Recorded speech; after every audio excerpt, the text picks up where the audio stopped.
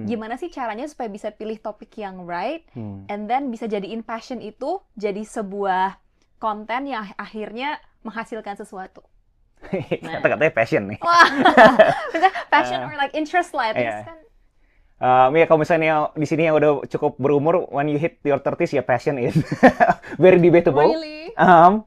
Tapi ya kalau misalnya dalam konteks passion buat on the same frequency of words, jadi kalau misalnya passion itu menurut aku dalam konteks konten harus ada dua P lainnya, not just Okay. passion. That's the first P, okay, that's fine. Yang kedua mungkin problemnya apa nih? Does your passion solve someone's problem? Problem. Yang ketiga ada payment-nya kayak. Oh, okay. Karena Gotta mau be ngobrol, realistic. iya kan, Yeah. ini kan kita make a living kan out of it Yeah. kan. Apakah bener paymentnya itu ada dan apakah scalable atau nggak scalable? Mm. Jadi dalam konteks passion tadi, pastiin ada dua pilarnya lagi terhadap kita punya problem ataupun kita punya payment. Nah itu dalam konteks passion tersebut. Kalau ditanya gimana cara mulai niche segala macam, Yeah. menurut aku sih di dalam konteks terhadap kalian itu mau dikenal sebagai apa. Okay. Tapi kalau misalkan itu menurut aku agak susah ya, dimana pemula pada umumnya bingung kan, gue jago masak, gue jago jaga anak, gue jago bikin Excel. Yeah. So too many things going on, right? Yeah. So people jadi bingung kayak gue pilih niche mana. Nah itu kenapa aku studi kasus. Dimana pas awal-awal buat bener-bener ini contoh konkret bahwa KM-KM itu it's real, Okay.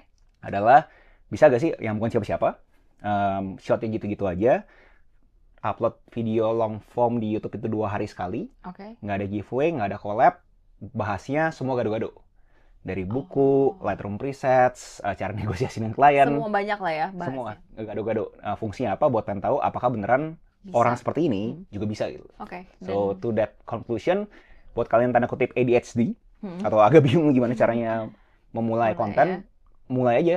Ternyata bisa gitu. As long kalian itu benar-benar akhirnya ketemu nih problem apa sih yang orang-orang itu akhirnya pengen dengerin kalian tuh dari POV-nya kalian gitu. Tapi based on your experience kan berarti awalnya tadi mulainya banyak ya. Yep. Ini. Do you think it would have been better if you started langsung niche atau memang experimentation tuh perlu supaya tahu niche yang mana? Mungkin agak bias, tapi in my context kalau misalnya I very niche down, people wouldn't relate to me. Oke. Kayak lu nggak fair, lu kan kuliahnya ekonomi. Apa nggak sih? Ngerti. Kayak jadi konteksnya jadi kayak ke distorsi with my background kan. Oke. Karena jadi makin banyak, jadi I'm doing it by design. Emang sengaja buat gituin. So buat kalian yang tanda kutip eksperimental boleh aja, tapi harus mikir sekali lagi marketnya maunya apa sih gitu. Oke. Mungkin kalian klaim bahwa kalian itu jago banget di ekonomi contohnya, Oke. tapi market nggak react gitu. Bahwa I don't give a damn gitu. Iya. So jadi again the market side butuh diomongin sih.